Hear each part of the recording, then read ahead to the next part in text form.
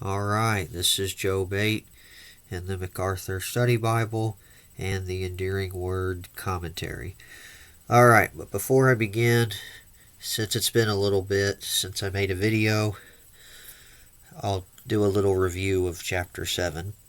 So basically, chapter 7, Job goes on to say, that he was allotted his days of suffering, just as a hired man is allotted his wages.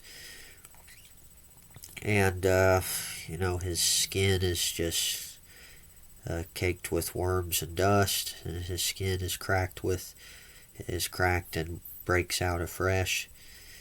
And basically, he goes on to speak to God. When I go down and sleep, you scare me with dreams. Am I a sea or a sea serpent? Am I so bad and so dangerous that you would set a guard over me? It tells God to leave him alone. And basically just wondering, why are you wasting all your time and energy on me? And if I have sinned, why do you not just deal with it? Is all this suffering really necessary? Come on. So that was basically the idea of chapter 7. Alright, and then chapter 8, another one of Job's friends, Bildad, responds. So Eliphaz already talked in chapters 4 and 5, and now Bildad is going to talk in chapter 8.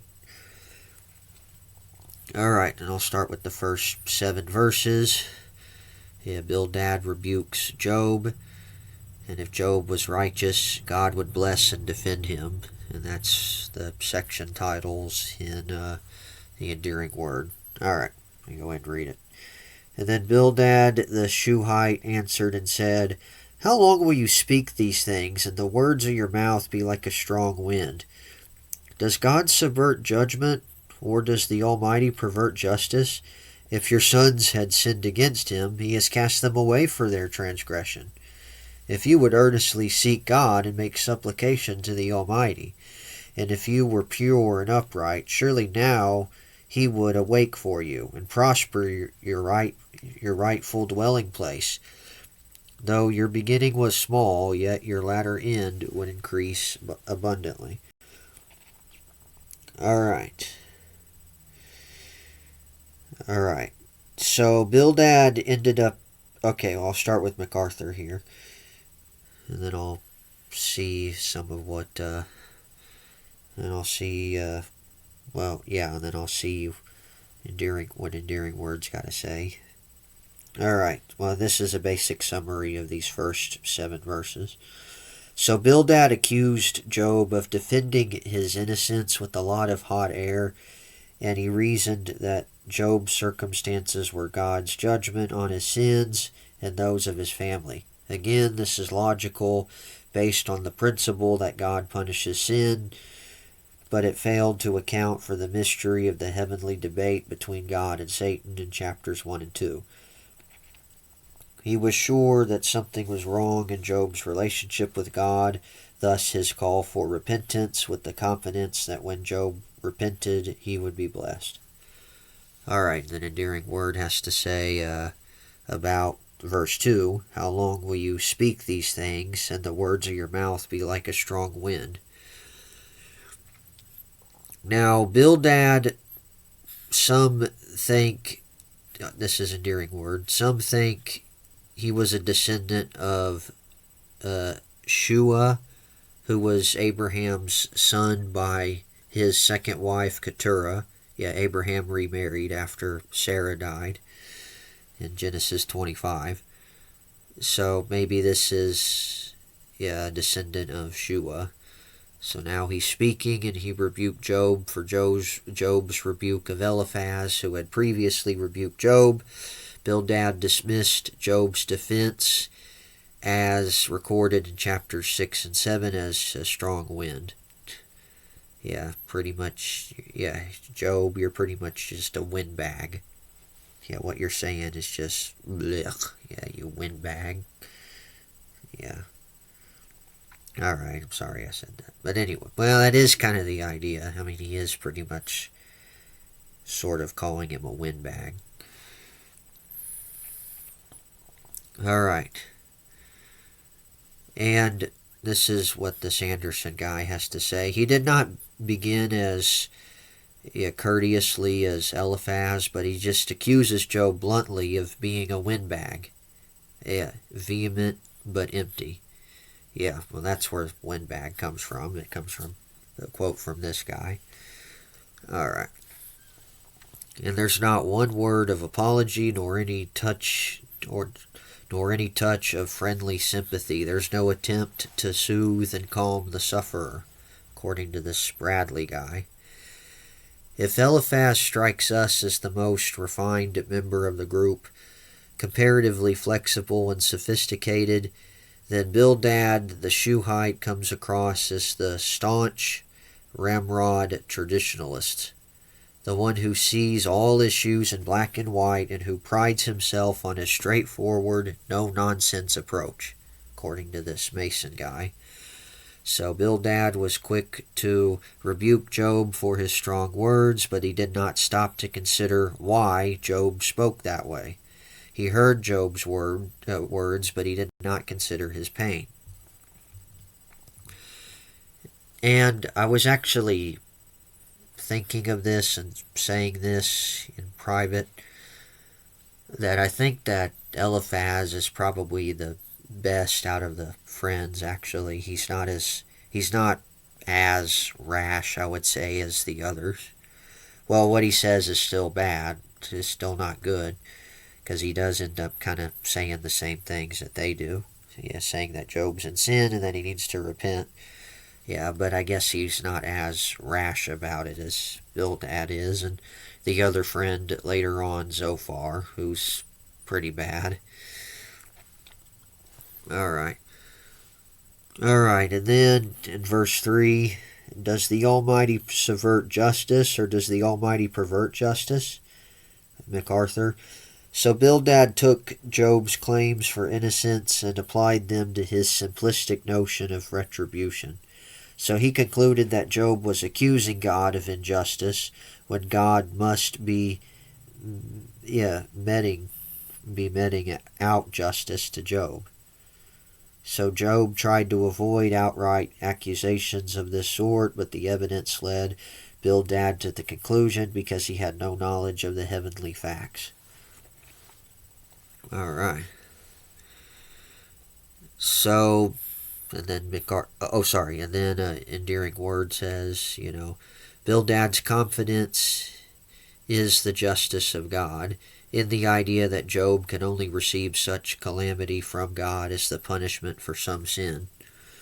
So Bildad was brash enough to throw the death of Job's sons before his face, which is pretty sad, really. Verse 4.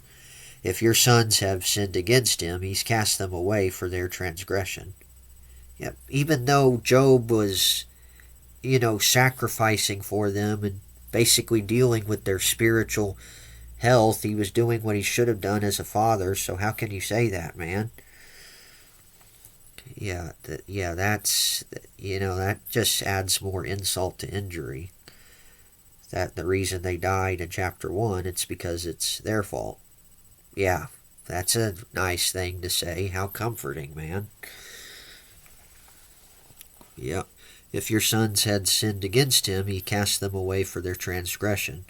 There's not only steely indifference to Job's plight, but an arrogant certainty that that arrogant certainty, and just pretty cruel, that Job's children got just what they deserved, and that Job was well on his way to the same fate, according to Schmick. And then Anderson says, Job's children must have sinned. This is getting near the bone, for Job had been concerned about this very point, and by sacrifice he provided against even their hidden sin. Yeah, their hidden sins. Yeah. I mean, go back to chapter 1 as a review real quick. He would, yeah, Job would sin and sanctify his kids, and then he would rise up early in the morning and he would offer burnt offerings for them. Yep, and Job said, "It may be that my sons have sinned and cursed God in their hearts." So maybe they sinned, and so therefore Job was offering up these sacrifices in order for their sins to be dealt with. So, yep. Well, I guess, according maybe to Bildad's logic, if, well, yeah, maybe this, yeah, well, yeah, if your son sinned against him, cast them away, or maybe to take it one step further, yeah, maybe you just didn't sacrifice well enough. Yeah, maybe you didn't really atone for their sins well enough. Maybe you didn't do it right, and maybe their sins weren't forgiven, so therefore they got judged. So, just to take it further. Anyway, yeah, but still, yeah, not cool, man. Not cool. All right, and then he goes on in verse 5. If you would only earnestly seek God and make sure your supplication to the Almighty, if you were pure and upright, surely He would awake for you and prosper your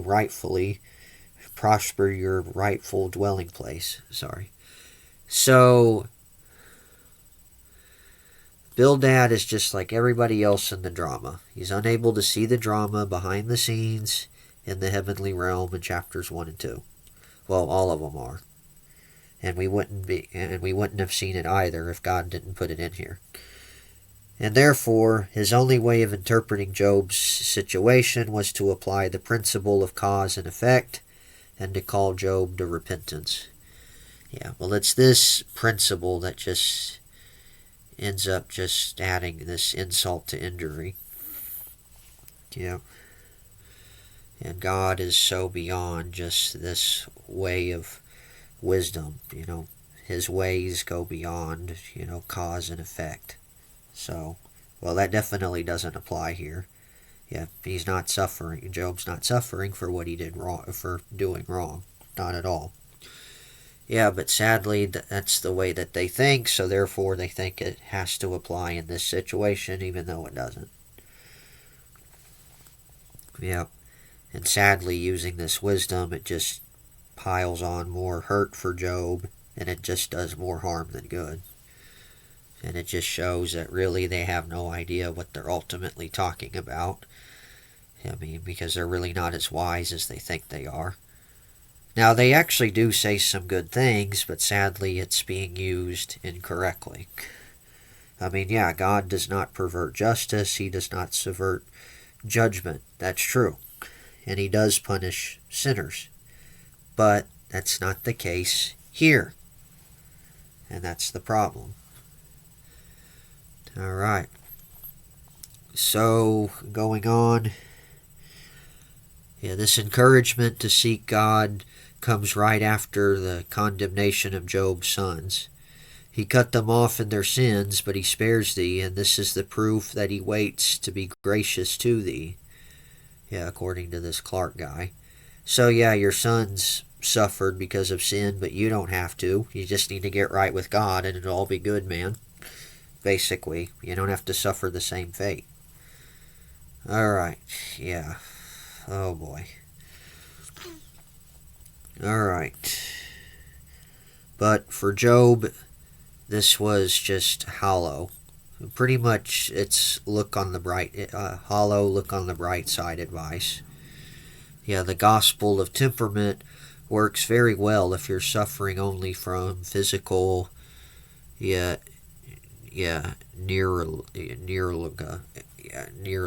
however you say that, so to speak. Neuralgia,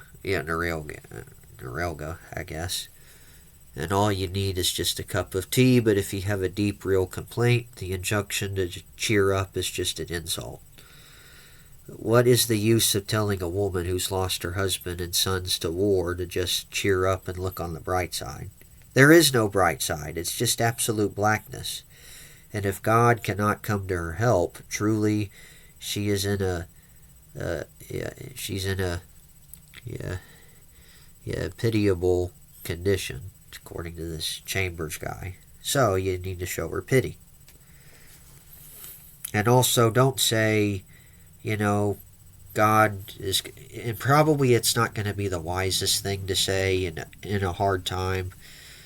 Yeah, and probably in a situation like that or another tragic situation, it's probably not also going to be wise to say, yeah, well, God just may be using this for a purpose, which would be true, but it's not. But that may not bring a lot of comfort to that person in that moment. So, well, God does use everything for His own purposes, but sometimes you may not want to get so theological in times of tragedy.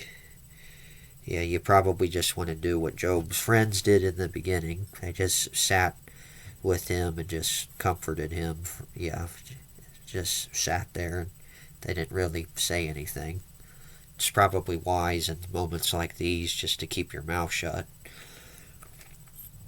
Yeah, and that only God can really do the comforting. Yeah. Alright. Alright, and then this is verse 7. Yeah, though your beginning was small, yet your latter end will increase abundantly. So, whenever Bildad said this, he was actually both wrong and right. And Spurgeon explains why he was wrong and right. He was wrong in that he assumed that because Job was not currently in prosperity and abundance, it proved that Job had not made supplication and was not pure and upright.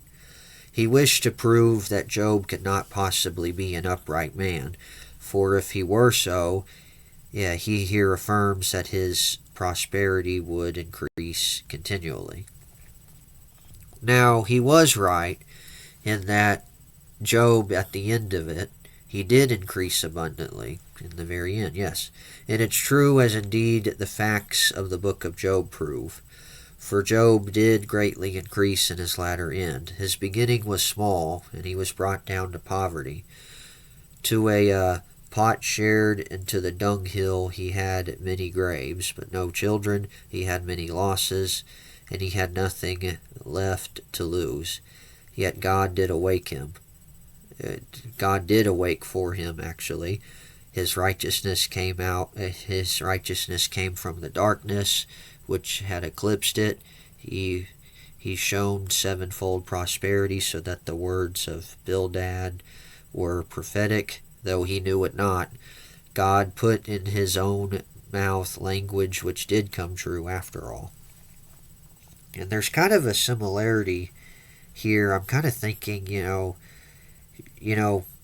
Job starts off as a pretty wealthy dude, but then he loses everything. But then in the very end, he's restored and all that. It kind of makes me think a little bit of Jesus. Probably a parallel there in some way. Where, he was in heaven and had all the glory and the honor, but then whenever he came to earth, he took on the form of a servant. He suffered greatly. He did the will of his Father.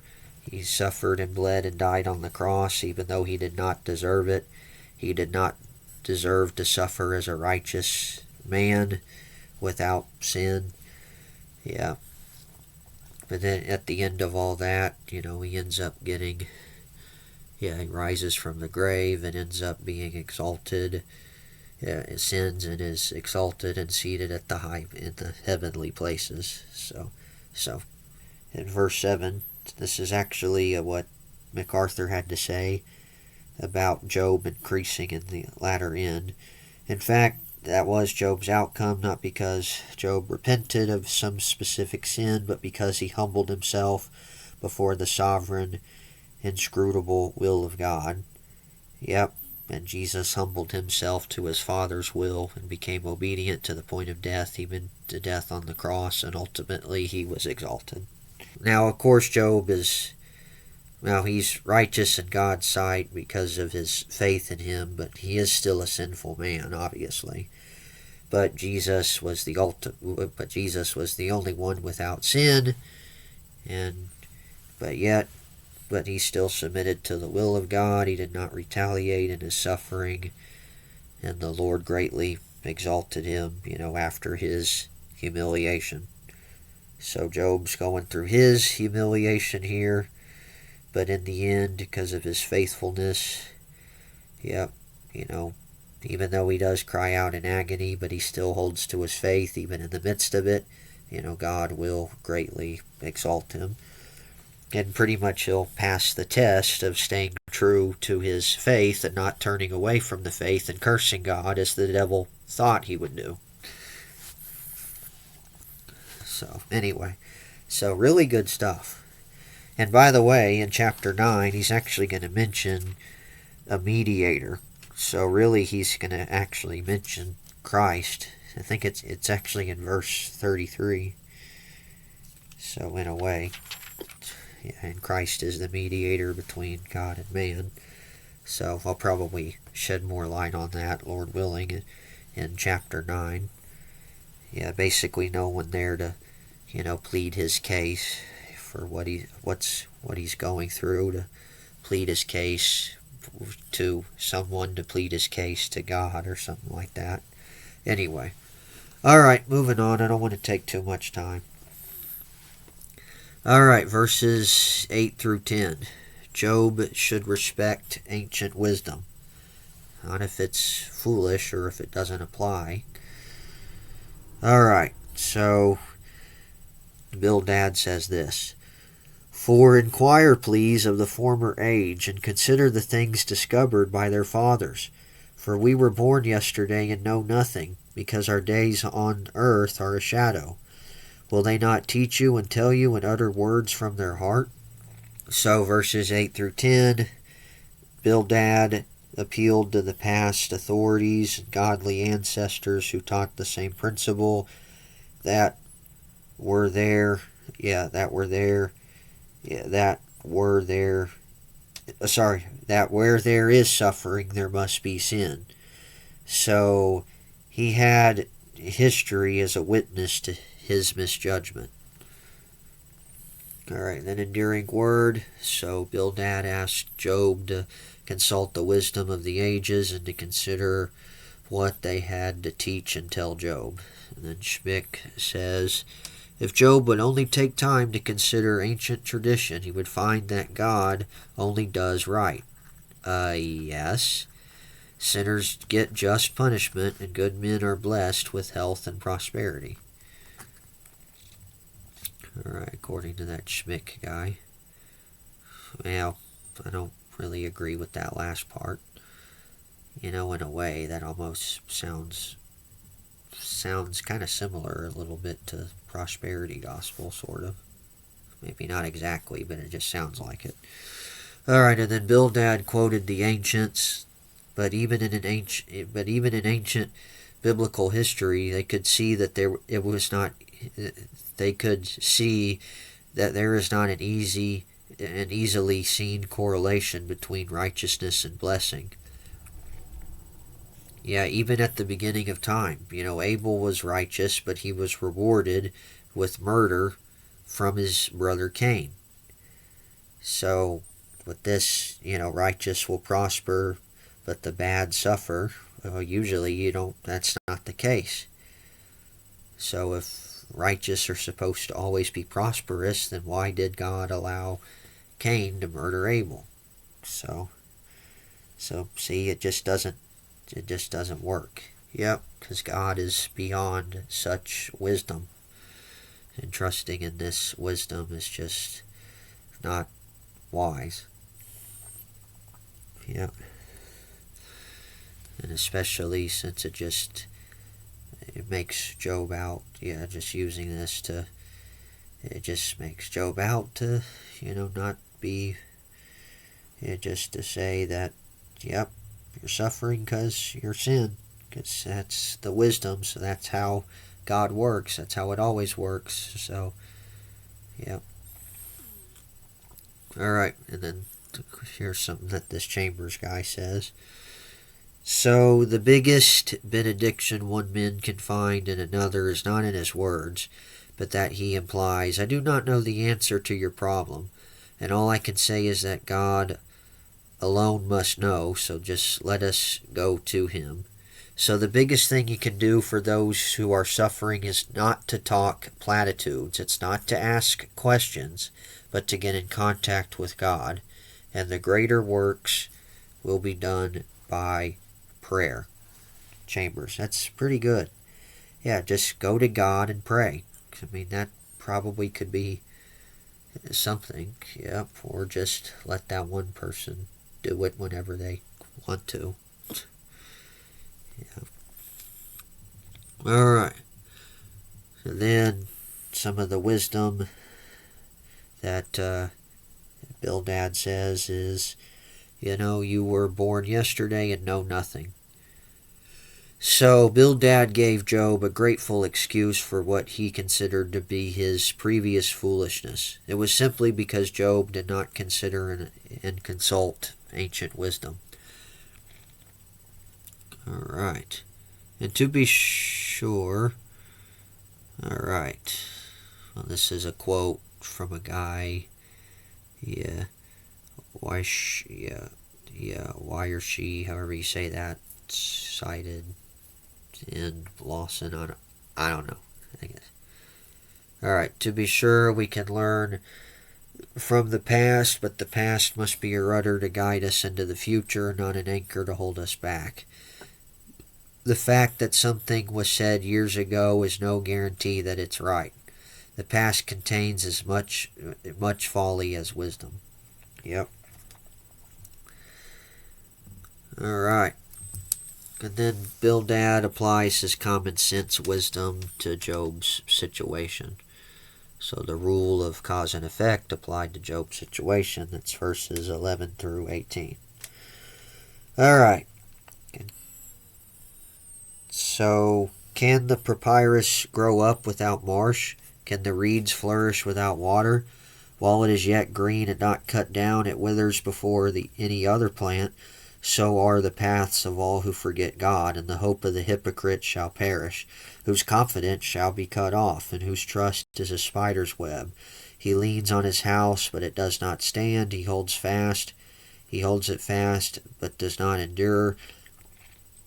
He grows green in the sun, and his branches spread out in his garden.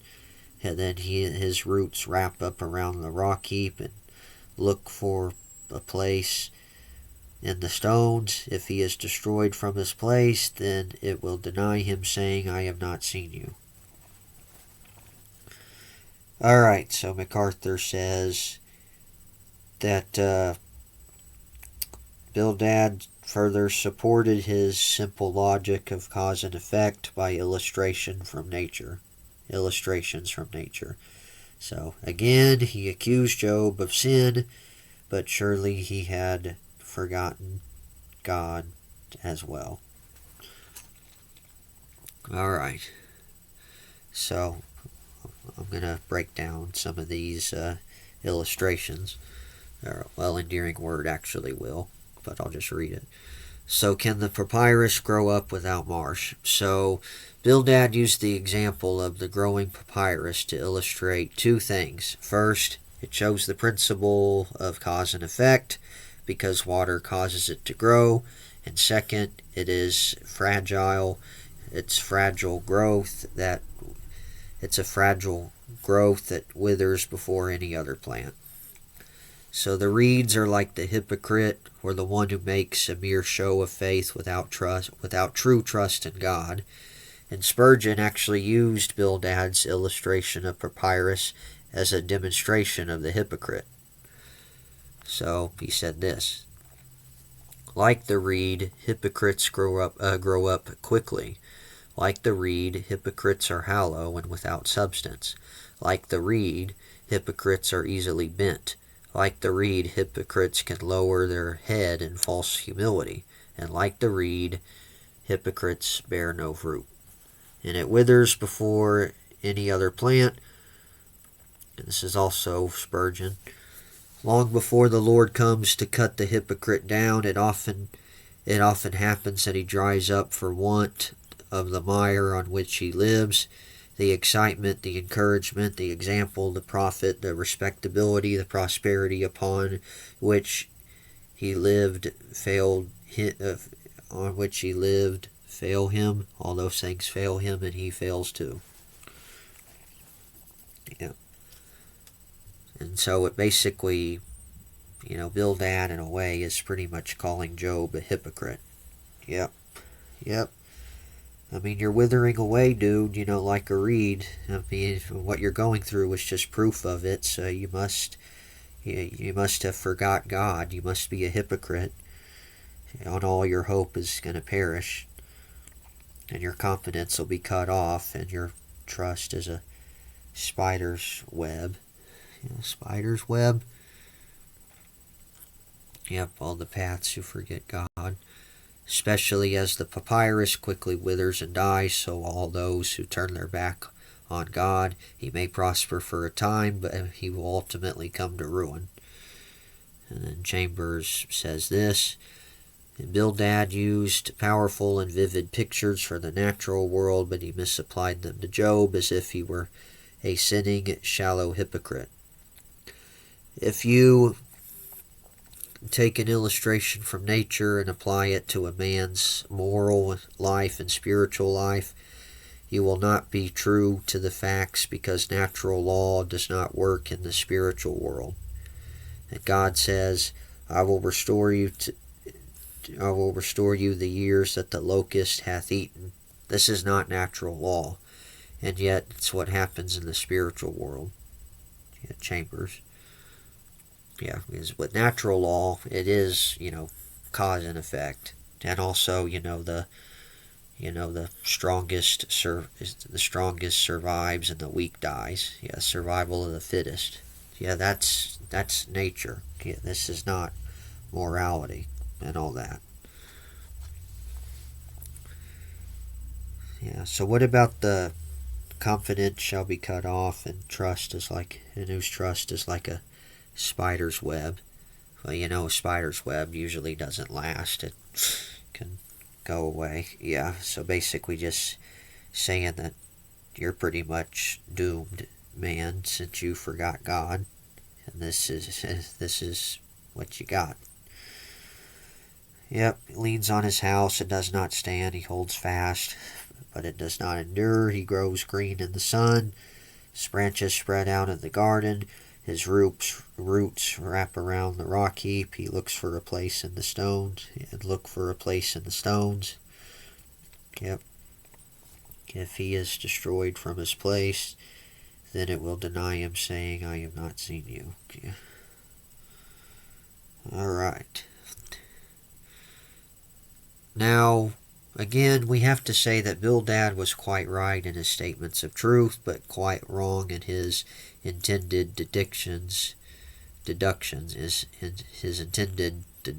so far as Job was concerned. Yeah, according to this Morgan guy. Yeah, just using all of these examples just to show that, you turned away from God, dude, and it's not looking good for you. Yep. Yeah, just like what happens with a lot of these other things.